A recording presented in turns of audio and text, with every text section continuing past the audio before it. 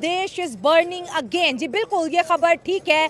40,000 के करीब Bangladeshi textile worker जी रोड्स पर आ चुके हैं। बैक्सिमको की 170 कंपनीज बंद हो चुकी है, 32 को हुकूमत ने नीलाम कर दिया और बाकियों को ताला लगा दिया। ये चीज़ इतनी एग्रेसिव हो चुकी है कि इन वर्कर्स ने साथ वाली फैक्ट्रीज के इर्द गिर्द जो ढाका के आसपास है उनको जलाना शुरू कर दिया है। और ये इतना बड़ा मैसिव प्रोटेस्ट इस वक्त बांग्लादेश के अंदर हो रहा है कि पुलिस जो है आवाम के ऊपर शेलिंग कर रही है, वाटर कैनन का यूज़ हो रहा है, टीयर गैस का यूज़ हो रहा है, ग्रेनेड का इस्तेमाल किया जा रहा है, लेकिन अवाम आपे से बाहर है। मोहम्मद यूनुस की जो सरकार है वो बांग्लादेश के लोगों को कंट्रोल नहीं कर पा रही है। इस बात को हम इस तरह से डिस्कस करेंगे कि बांग्लादेश के अंदर जब जब प्रोटेस्ट होता है इसका इंडिया पे क्या इंपैक्ट पड़ता है, क्योंकि अब एंट्री हो चुके हैं इस सारे मामले में पाकिस्तान ने ये ऑफिशियली बोल दिया है कि हम बांग्लादेश को सपोर्ट करेंगे। और इंडिया क्या बांग्लादेश को सपोर्ट करें, क्योंकि ऑलरेडी 120 करोड़ का बजट दे चुका है।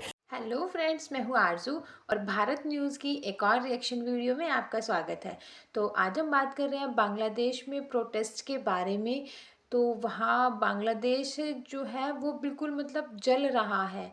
लोग वहाँ पर गवर्नमेंट के फैसलों से सहमत ही नहीं हो पा रहे हैं, इसलिए वो वहाँ पर गवर्नमेंट के अगेंस्ट प्रोटेस्ट कर रहे हैं। जहाँ तहाँ अपने गुस्से की वजह से वो आग लगा रहे हैं। गवर्नमेंट की परेशानियाँ भी इससे बढ़ती जा रही हैं। असल में हुआ क्या कि बांग्लादेश की जो सरकार है उसका तख्ता पलट होने के बाद जो नई सरकार आई है, कुछ लोग तो नई सरकार के फेवर में हैं और कुछ लोग उसके खिलाफ हैं, क्योंकि अब सरकार ने जो वहाँ बांग्लादेश में बैग बनाने की कंपनी जिमको जो कंपनी थी उनको भी बंद करने का फ़ैसला लिया है। जिमको की बांग्लादेश में 170 कंपनीज़ थी और जिनमें से कि 32 को तो नीलाम कर दिया गया है और बाकी पर गवर्नमेंट ने ताला लगा दिया है, जिससे कि जो लोग हैं वो बहुत ही गुस्से में सरकार के खिलाफ हैं और प्रोटेस्ट कर रहे हैं। इससे 40,000 उससे भी ज़्यादा लोग बेरोज़गार हो गए हैं और उनके खाने पीने की चीज़ों के लिए भी वो बहुत ही ज़्यादा परेशान हो रहे हैं। तो इसलिए वो गवर्नमेंट के अगेंस्ट प्रोटेस्ट कर रहे हैं। तो चलिए देखते हैं कि भारत और पाकिस्तान के ऊपर इस सब का क्या इफ़ेक्ट पड़ता है। तो चलिए जानते हैं पाकिस्तान की आम जनता से। मैडम, जिस तरह इकोनॉमिक स्टेबिलिटी है ना, वो पॉलिटिकल स्टेबिलिटी के साथ डायरेक्टली लिंक्ड होती है। ठीक है। तो जो पॉलिटिकल टर्माइल वहाँ पे आया है तो हाँ। ये उसके कुछ रिपरकशंस हैं। हाँ। और दूसरा जो बेक्सिमको की बात करें तो वो एक प्राइवेट ऑन कंपनी थी, लेकिन बहुत बड़ा मेगा यूनिट था। तो वो बस उनका फाइनेंशियल क्रंच चल रहा है, वो अपने वर्कर्स को सैलरीज नहीं पे कर पा रहे, और पर्टिकुलरली जो उन्होंने लोन लिया था स्टेट से वो उनको रीपे नहीं ना करने की वजह से सारे मसले मसाइल बने हैं। हाँ। लेकिन जो आपका स्टांस है, मैं मादरत उसको निगेट करूँगा। ठीक है। बांग्लादेश की स्टेट पॉलिसी थी जब 1971 में वो इंडिपेंडेंस उन्होंने ली, तो जूट उनका था ना मेजर एक्सपोर्ट था। ठीक हो गया। तो उन्होंने with the passage of time realise किया कि कमिंग डेज में या कमिंग ईयर्स में जूट की इंपॉर्टेंस उतनी नहीं रहेगी। तो उन्होंने पैरेलल जो है ना वो अपनी गवर्नमेंट इंडस्ट्री जो है वो ग्रो किया, और इसमें बहुत वो इनोवेशन लेके आए। उन्होंने अपनी वुमेन एम्पावरमेंट की, वोकेशनल ट्रेनिंग की, स्किल डेवलपमेंट की। तो वो सारी चीज़ों को हम निगेट तो नहीं ना कर सकते। और डॉक्टर यूनुस की बात करते चलें तो वो बंगला के ही नहीं, पूरी दुनिया में इकोनॉमिक्स में तो उनको बड़ी एक इज्जत और एहतराम से देखा जाता है। उनकी माइक्रो इकोनॉमिक्स जो पॉलिसीज थी, उन्होंने मिलियंस ऑफ विमेन को पॉवर्टी से निकाल के वो प्रॉस्पेरिटी में लाए।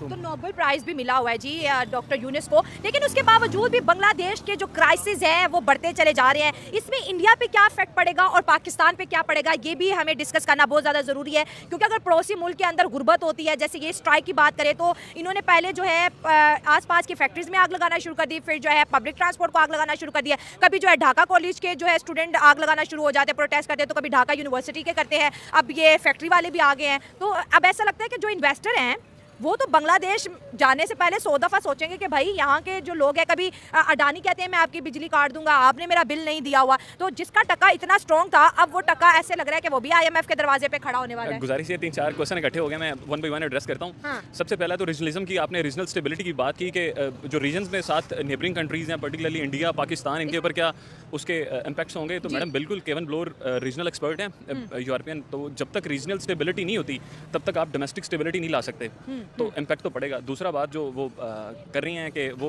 FDI नहीं अट्रैक्ट कर सकेंगे या पर्टिकुलरली इन्वेस्टर्स जो हैं वो नहीं अट्रैक्ट कर सकेंगे, तो ये तो ऐसा मेरा नहीं ख्याल कुछ भी है। क्योंकि बंगला का जो है ना ease of doing business index में उनकी रैंकिंग है वो आज भी काफ़ी ऊपर खड़ी है। हाँ। उनकी पॉलिसीज़ जो हैं, स्टेट पॉलिसीज़ इस चीज़ को सपोर्ट करती हैं, और वो बल्कि आने वाले जितने उनके इन्वेस्टर्स हैं ना उनको बड़ा स्टेट खुद फैसिलिटेट करती है। और इसकी वजह से यही वजह है कि हम उतनी इन्वेस्टमेंट अट्रैक्ट नहीं कर पाते एनुअली जितनी बांग्लादेश जो है वो पाकिस्तान का सच्चा दोस्त है या इंडिया का? बांग्लादेश तो पाकिस्तान का दोस्त हो नहीं सकता है। वो क्यों? देखो, जब 1971 में पहला जंग हुआ था, हाँ। तो इसमें इंडिया वाले उसके साथ मिले हुए थे। अच्छा। अभी इंडिया का वो खास दोस्त था, इंडिया ने उसमें कितना जो है ना इन्वेस्टमेंट किया है। ठीक है। ठीक है, अभी एकदम हाँ। जो ये पाकिस्तान का किस तरह दोस्त बन सकता है? हाँ। मैं तो हैरान हूँ। तो यही तो बड़ा चेंज आया ना, किस चीज़ में? यही कि आपने कहा कि बांग्लादेश तो पाकिस्तान का दोस्त नहीं था, अब वो बांग्लादेश पाकिस्तान का दोस्त है। ठीक है, अभी मैं आपको बात बताऊँ। हाँ। ये सारे मुल्क के जो वज़ीर आज़म है, हाँ। वो जो किसी और मुल्क के साथ बात करता है तो सफारती तौर पे वो करता हाँ। है, और उसका डॉक्टर यूनुस जो है वो प्रेस कॉन्फ्रेंस में बात करता है, तो प्रेस कॉन्फ्रेंस में बात करना और जो है ना ये Proper channel ये से, proper foreign channel से ministry करना, बात नहीं कर रही है। foreign ministry, तो इसमें वो अभी अगर डॉक्टर यूनुस के साथ हम दोस्ती बनाए तो क्या ये दोस्ती पक्का होगा? जो एक बंदा सफारती तौर पर किसी के साथ बात नहीं कर सकता है हाँ, और प्रेस कॉन्फ्रेंस में बात करता है, फिर कल भी ये भी बोलेगा कि पाकिस्तान तो मेरा दोस्त नहीं है, क्योंकि हमने तो प्रेस कॉन्फ्रेंस के जरिए वो किया है। नहीं तो अभी जब बांग्लादेश के लोग पाकिस्तान आ रहे हैं तो इस पे भी तो लोग बात कर रहे हैं कि भाई वाह क्या बात होगी 1971-72 के बाद ऐसा कुछ दिख रहा है। और दूसरी तरफ से इंडिया को भी बहुत परेशानी हो रही है कि बांग्लादेश पाकिस्तान से क्यों इतनी दोस्तियां कर रहे हैं। देखो, मैं आपको एक बात बताऊं, अभी बांग्लादेश के जो लोग हैं वो तो मुसलमान के आते हैं, हमारे साथ इसका साथ मोहब्बत है, वो तो इसमें तो कोई शक नहीं है। ठीक हाल में बांग्लादेश की एक बड़ी वाज़ेह मिसाल मेरे लिए एक मोटिवेशन थी कि वहाँ के लोगों ने अपने लिए हक़ के लिए आवाज़ उठाई। ठीक है। लेकिन अभी जो मैंने महसूस किया है कि वहाँ पे एक एक्सट्रीमिज़म से हट के दूसरी एक्सट्रीमिज़म फ़रोग पा रही है। अच्छा, जैसे वो कि- कौन सी है? जैसे कि लोग अक्सर रिपोर्ट्स आती हैं कि वहाँ पे दुकानें चलाई जा रही हैं, हाँ। लोगों पे जुल्म भी किया जा रहा है। हाँ। चलें ठीक है, ये एक फ्रस्ट्रेशन की हद तक तो ठीक था कि वो निकाल रहे ठीक है। हैं, लेकिन इसका एक लीगल प्रोसेस भी हो सकता है। जबकि वहाँ पे अवामी हुकूमत है, तो अवामी हुकूमत का तो ये मतलब है कि वहाँ पे अवाम के हक़ में फ़ैसले किए जाएँ। अच्छा, अगर आप अपना रोज़गार मांग रहे हैं दूसरों का रोज़गार ख़राब करके, तो ये अच्छी बात नहीं। ठीक हो गया। लेकिन ये ऐसे हालात क्यों हुए बांग्लादेश के, आपको क्या लगता है? क्योंकि जैसे देखा जाए तो लोगों का ये मानना है और इंडिया का भी ये कहना है कि भाई जब तक हसीना थी तो इंडिया बांग्लादेश को सपोर्ट कर रहा था। अभी बजट आया इंडिया का, इंडिया ने उसको 120 करोड़ बांग्लादेश को दिए। दूसरी जानिब से पाकिस्तान की बात करें तो पाकिस्तान ने भी ये कहा है कि हम जो है बांग्लादेश के मुश्किल वक्तों में उसके साथ है, हम बांग्लादेश को इकोनॉमिकली सपोर्ट करेंगे। हालांकि देखा जाए तो हमारा मुल्क खुद इकोनॉमिकली आजकल बड़ा जो है स्ट्रगल में है, लेकिन फिर भी हमने कहा कि हम मदद करेंगे।